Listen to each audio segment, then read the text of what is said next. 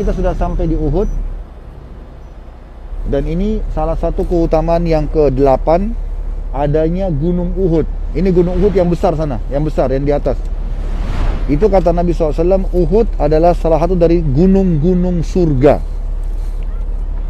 Dan juga kata Nabi SAW, Uhud kami mencintainya dan dia mencintai kami. Ini yang kecil di depan kita ini, bukit dikenal dengan Bukit Pemanah.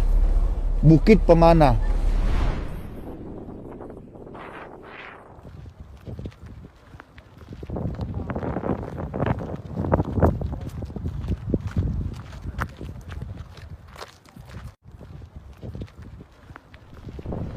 Alhamdulillah sekarang kita berada di atas Bukit Pemanah. Dikenal dengan Bukit Pemanah karena Nabi SAW pernah meletakkan 50 orang pemanah di sini. Selama 10 tahun di Madinah itu, periode Madinah, kalau kita tarik secara garis lurus, per 2 bulan sekali pasti ada pasukan yang Nabi SAW utus.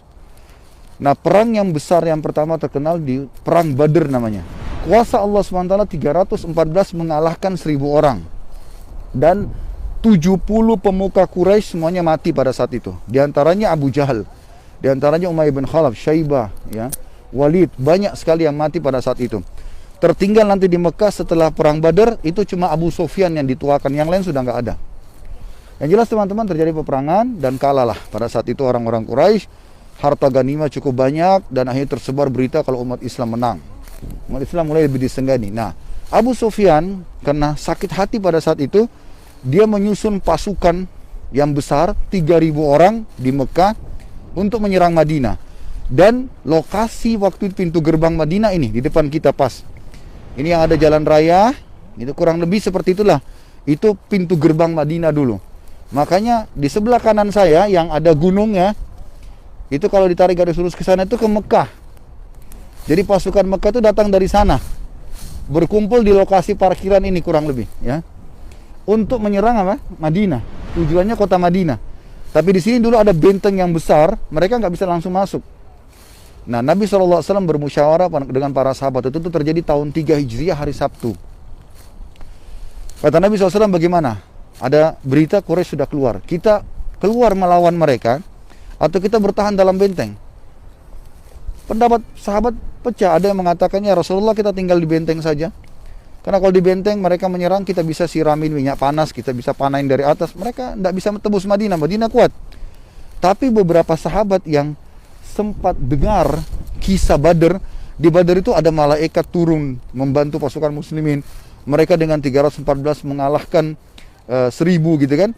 Yang tidak sempat hadir di sana bilang, ya Rasulullah kami nggak rasain Badr, kami ingin rasain, ayo kita keluar gitu.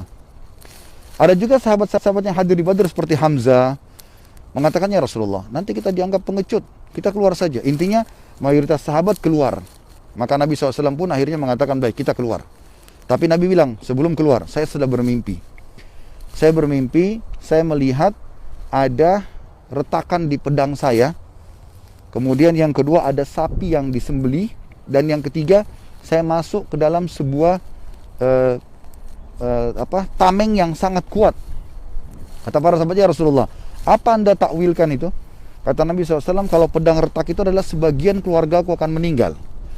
Kalau sapi, sebagian sahabatku. Kalau benteng, tameng itu adalah Madinah. Aku akan berlindung di Madinah. Nabi SAW masuk rumah, kemudian beliau pakai baju perangnya. Nah, pada saat beliau pakai baju perangnya, beberapa sahabat mengatakan, kayaknya kita terlalu memaksakan pendapat pada Nabi SAW. Nabi kayaknya lebih berharap bertahan di dalam benteng gitu. Maka mereka pun datang ke depan rumah Nabi SAW sambil mengatakan, ya Rasulullah, sepertinya kami memaksakan pendapat. Tidak apa-apa, kita tinggal di Madinah aja. Tapi itu Nabi SAW sudah pakai baju perang. Maka keluarlah sabda Nabi yang masyhur, tidak layak seorang Nabi sudah menggunakan baju perang lalu membukanya kembali, ya, kecuali Allah sudah menentukan dia menang terhadap musuhnya atau dia kalah. Maka Nabi SAW pun keluar pada saat itu dengan 700 orang, namun diikuti dengan 300 orang munafik. Nah, orang munafik ini ikut tujuannya mau mengacaukan saja, gitu kan. Maka mereka ikut keluar, dan pada saat itu pasukan Quraisy sudah sangat dekat di lokasi ini. Maka Nabi SAW waktu keluar, kalau langsung keluar, maka mungkin langsung diserang oleh pasukan Quraisy. Beliau manuver. Dari situ manuver di dekat kaki bukitnya Uhud. Ini kan Uhud nih. Dulu pohon-pohon kurma. sampai berada di cekungan gunung itu. Ada cekungan itu ya, kurang lebih di lokasi situ, sehingga pasukan ini berhadapan langsung dengan pasukan Quraisy. Dan Quraisy tidak lagi menghadap ke Madinah. Karena kalau dihadapi di sini, kapan pasukan kalah, mereka leluasa menyerang benteng. Tapi kalau di sana, mereka sibuk lawan musuh mereka masih umat Islam, dan mereka juga butuh waktu untuk mengarahkan lagi pasukannya ke benteng. Seperti itu kurang lebih.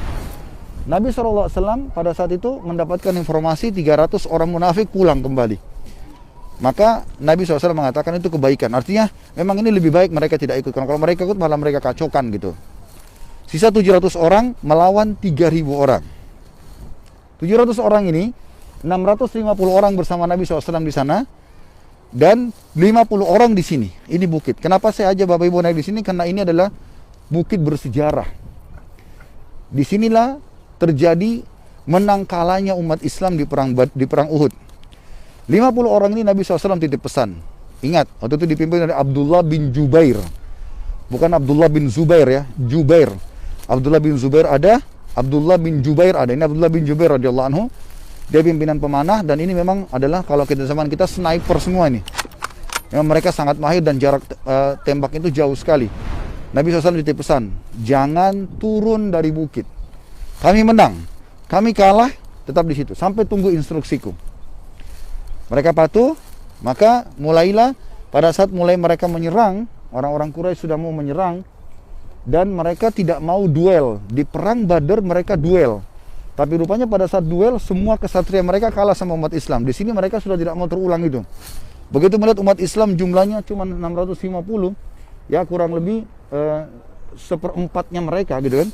Maka mereka mau menyerang. Nah, zaman dulu peperangan itu menandakan mereka kuat atau tidak selama bendera masih berkibar.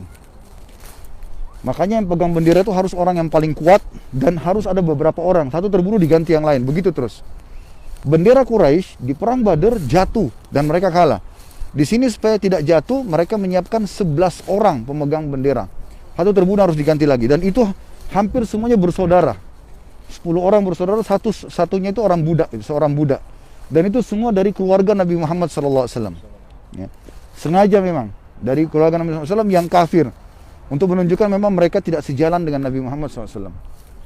Yang jelas pada saat itu terjadilah peperangan yang luar biasa, dan ada kiat-kiat yang dilakukan oleh Hamzah bersama ponakannya, yaitu Ali bin Abi Thalib, dan juga Zubair bin Awam, anaknya Sofia. Sofia adalah saudaranya Hamzah. Mereka bertiga dan ditambah satu lagi namanya Asim. Mereka sepakat 4 orang ini khusus menyerang pemegang bendera. Maka subhanallah, dengan strategi itu terjadi kecamuk perang. 4 orang ini pergi menyerang. Terbunuhlah pemegang bendera pertama, datang pemegang bendera kedua, dibunuh lagi. Terus begitu sampai 11-11-nya, mati semuanya. Maka dalam hitungan sekejap, bendera Quraisy jatuh, diangkat. Ditambah lagi 5 orang pemanah di sini, satu kali lepas itu 50 panah. Dan kalau tepat sasaran berarti 50 orang mati gitu kan. Seperti itu, minimal luka. Maka akhirnya pasukan Quraisy terpukul mundur. Hanya saja dalam sejarah disebutkan, dari 3.000 pasukan Quraisy, sempat ada 200 pasukan berkuda, terdiri dari anak-anak muda Quraisy, dipimpin oleh Khalid bin Walid, khusus tidak ikut perang. Mereka diatur untuk melihat peperangan saja. Kapan ada kesempatan menyerang umat Islam, mereka akan melakukan itu. Nah, pasukan itu kurang lebih berada di lembah yang ada jembatan ini. Ya, yang sekarang ada air itu, ya. Kurang lebih di situ posisinya. Ya. Tapi mungkin di zaman itu agak ke dalam, dan mungkin jalan aspal ini mungkin masih ada pembukitan sehingga tidak kelihatan oleh pemanah di sini. Nah, terjadilah pada saat kocar-kacir pasukan Quraisy di sini, amburadul semuanya karena mereka lari, dan orang Arab ini paling pantang meninggalkan kaum wanita mereka. Mereka tidak mungkin, kan lebih baik mati daripada tinggalin perempuan. Tapi pada saat itu karena kocar-kacirnya sampai mereka meninggalkan kaum wanita mereka. Meninggalkan banyak harta, pedang, perisai, mereka buang semua. Supaya mereka bisa lari, mereka supaya tidak berat dibuang semua. Nah, umat Islam yang 650 orang ini datang ke sana, sebagian mengejar pasukan Quraisy, sebagian mengumpulkan harta rampasan perang. Nah, waktu lagi ngumpulin ghanimah, rupanya 43 orang dari yang 50 di sini itu tertarik. Niatnya bukan buruk, niatnya mau membantu ngumpulin ganimah karena banyaknya ganimah. Mereka bukan mau ambil, mereka tahu hukum tidak boleh ambil, gitu kan. Lalu mereka bilang, ayo kita turun, kita bantu saudara-saudara kita. Abdullah bin Jubair radhiyallahu anhu sempat bilang, jangan. Rasulullah SAW titip pesan, menang kalah tetap di bukit, nggak boleh sama sekali.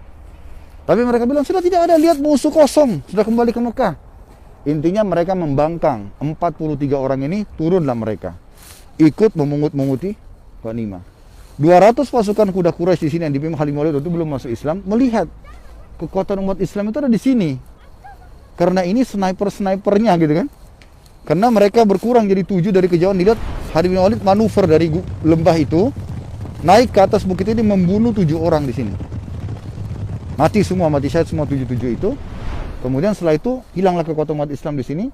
Lalu kemudian mereka turun, mereka memecahkan lagi pasukannya. Ada yang menyerang ke arah Nabi Muhammad SAW. Jadi Nabi Muhammad SAW tidak ikut dalam kancah peperangan, beliau ada di pojok sana, gitu kan, sambil berdoa kepada Allah Subhanahu Wa Taala gitu.